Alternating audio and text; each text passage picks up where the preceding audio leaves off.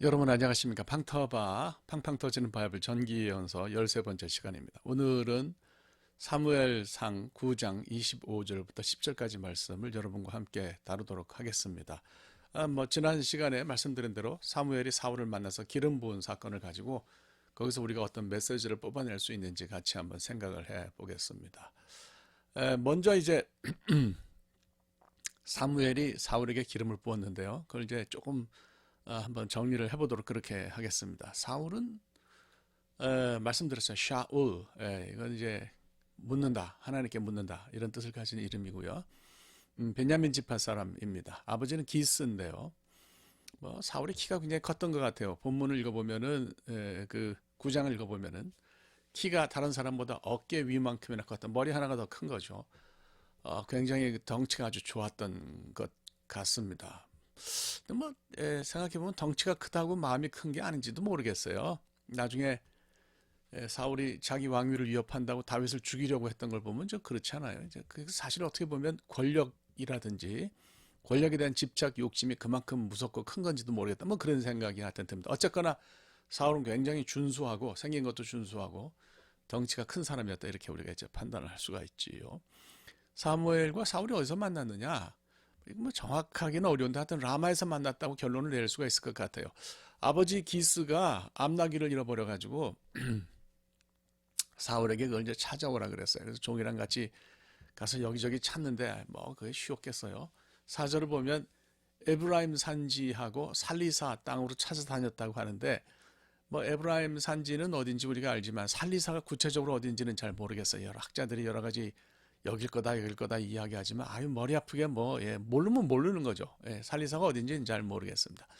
5절에 이제 숲, 영어로는 숲, 히브리 말로 숲인데 이 숲이 나오는데 이거는 그래도 판단할 수 있을 것 같아요. 에브라임 지파 땅이 있잖아요. 그 땅 남쪽으로 보이고 베냐민 지파에 속해 있던 라마, 그 사무엘의 근거지죠. 그 라마와 가까운 곳이었어요. 그러니까 그 하나님의 사람 사무엘이 있는 곳으로 가서 그 사무엘을 만났으니까 라마에서 만났다, 이렇게 우리가 볼 수 있는 거죠.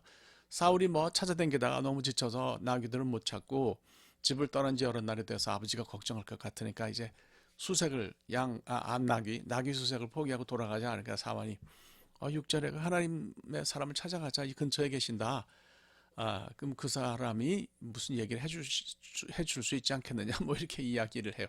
나중에 이제 그 문제가 해결이 되는데, 어쨌건, 그래서 아마 라마에서 이제 사울이, 그 사무엘을 만났다, 이렇게 볼 수가 있어요. 그래서 제가 보면서 그래요. 하나님은 참 사건과 우연을 통해서 이거를 잘 만드셔가지고, 우리가 예정이라는 말은 쓰지 않죠. 예정이라는 거는 우리가 구원론에 있어서 구원과 관계돼서만 표현을 쓰고요. 이런 건 하나님의 섭리, providence, 그러니까 이게 provide라고 하는 동사에서 왔잖아요. 하나님 준비하시는 거죠. 그러니까 일어나는 사람들에게 일어나는 일을 하나님이 다 섭리하시고 인도하셔서 어떤 역사를 만들어내시는데, 참 하나님이 일하시는 방법이 대단하다. 저는 이제 그런 생각이 들어요. 하나님은 우리들 삶에서 일어나는 이런 사건들, 이런 일들을 다 연결하시는 것 같아요.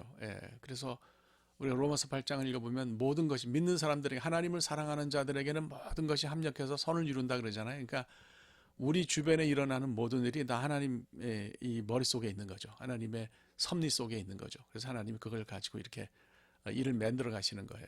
그러니까 여러분들의 일에게 혹은 우리들에게 일어나는 일을 가지고 우리가 너무 걱정하거나 겁먹거나 그럴 건 없을 것 같아요. 그러니까 우리가 기도하면 아무리 험하고 좋지 않은 일도 하나님께서 잘 만들어 주신다, 이런 생각이 듭니다. 자, 25절을 보면요. 사무엘과 사울이 만나서 집 지붕에 올라가서 우리나라 초가집이나 기와집이나 이런 거하고 다르죠. 이스라엘 집은 위에가 이제 평평한 그런 슬라브 지붕 비슷한 거니까 거기 올라가서 집 지붕에서 밤새 이야기를 나눴어요.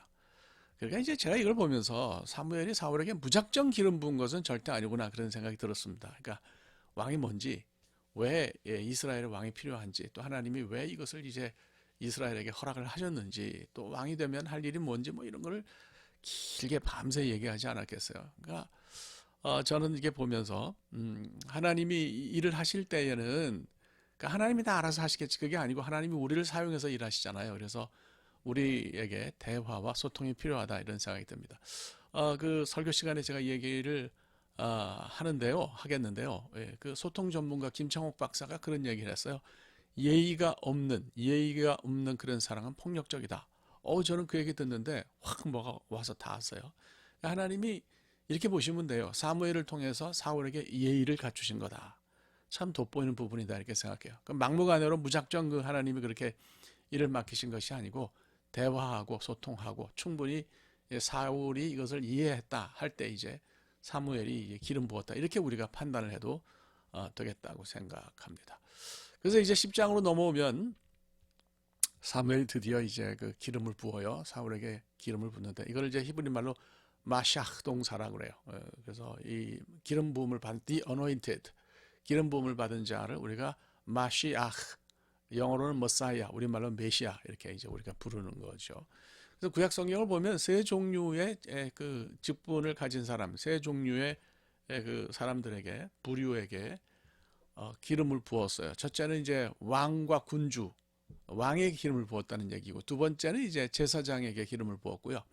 세 번째는 이제 선지자에게 기름을 부었는데, 그래도 기본적으로 이스라엘 사람들이 갖고 있는 어떤 그런 그 기름 부음의 대상은 the anointed는 왕이에요, 왕, 군주예요. 그래서 메시아 거의 뭐 제사장이나 선지자들도 물론 기름을 붓지만 그것보다는 왕에게 기름을 붓는다. 그래서 왕을 메시아로 부르는 것이 굉장히 크죠. 그러니까 나중에 이제 신구약 중간기 때부터 이스라엘에 왕이 없었고 왕을 생각하는 제발 좀 우리에게 다윗과 같은 왕이 왔으면 좋겠다라고 생각해서 메시아가 많이 나타나잖아요. 그러니까 쉽게 얘기하면 왕이 나타났다 뭐 그런 얘기예요. 뭐 그래서 메시아는 신구약 중간기 인터테스트멘털 피리어드에 오면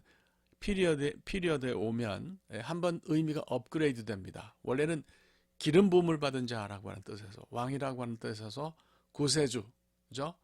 구세주라고 하는 뜻으로 세이비어라고 하는 뜻으로 의미가 바뀌어요. 그러니까 나라 없이 그 바벨론에 의해서 나라가 멸망한 다음부터는 나라 없이 신구약 중간기가 한 400년 계속되고 신약 시대로 넘어가서도 나라 없는 건 마찬가지잖아요. 그래서 시리아에서 지배당하다가 나중에 이제 로마에 의해서 지배당하는 그런 형편이 되니까 뭐 이스라엘 사람들 안에 메시아를 갈망하는 마음이 컸어요. 그래서 이것을 우리가 메시아니즘이라고 얘기하고 우리말로 학자들이 번역할 때는 메시아 대망이라는 말로 번역했어요. 그래서 뭐 제가 사도 바울 얘기도 하고 사도 바울도 이런 메시아 대망에 기대서 그런 이름을 사울이라는 이름을 가졌다 제가 말씀을 드렸죠. 어쨌거나 그래서 신구약 중간기에 이것이 세이비어라는 뜻으로 구세주라는 뜻으로 한번 업그레이드가 되고 신약 시대에 오면 또다시 한번 업그레이드가 되어서 메시아는 예수 그리스도를 가리키는 말이 되었습니다. 그래서 메시아를 우리가 헬라어로 번역하면 그리스도죠. 그러니까 그리스도와 메시아는 같은 뜻이고요. The anointed, 더 어원을 찾아가면 기름 부음을 받은 자라고 하는 뜻이에요. 그래서 이제 신약 시대에 오면 예수님이 메시아라고 하는 공식이 굳어져서 우리가 예수 다음에 뭐를 붙입니까? 예수 그리스도. 그러니까 예수라고 하는 것은 고유명사이고 그리스도는 the anointed, 메시아라고 하는 뜻이라고 하는 것을 여러분들이 그걸 아시면 좋을 것 같습니다. 한 가지 더 좀 언급하고 싶은 건 10장 6절인데요. 사무엘이 사울한테 그럽니다. 네게 여호와의 영이 크게 임할 것이다. 여호와의 영을 이제 우리가 성령님으로 이해하잖아요. 그래서 어떤 분들은 이걸 파워나 힘 같은 걸로 이해하기도 하고 또 그런 사람들이 있어요. 유대교도 그렇게 이해를 하고 뭐 또 여호와의 증인이라든지 이런 데서도 다 그렇게 이해하는데 그건 제가 볼 때 아닙니다. 우리 입장에선 당연히 성령님도 하나님이시고 삼일체 가운데 한 분이시지 않겠어요?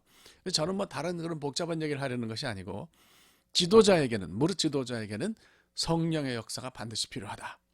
나중에 사울이 막 악령이 지배하면 머리가 아파가지고 그걸 다스리기 위해서 그 악기를 연주하는 사람을 구하고 다윗이 그 악기를 연주하기 위해서 고용이 되잖아요. 그러니까 그걸 우리가 기억할 필요가 있어요. 그래서 성령님의 다스리심이 있고 그 다스리심 앞에 순종할 때에 지도자가 바른 길을 갈 수 있고요. 확대하면 모든 사람이 그렇다. 우리가 이렇게 이것을 이해를 할 수가 있을 것 같습니다.